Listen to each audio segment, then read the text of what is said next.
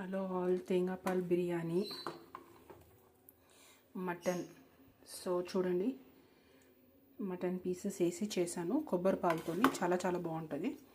And tomatoes, ఒక్క ఉల్లిగడ్డకి 2 tomatoes, 2 ఉల్లిగడ్డలకి 3 tomatoes అలా లెక్క పెట్టుకుని, అండ్ కోకోనట్ మిల్క్ వచ్చి నేను 1 ఫుల్ కోకోనట్ పాలు పోసాను. సో అండ్ ఇది చాలా బాగుంటుంది. ఇగో comes raita, simple and sweet.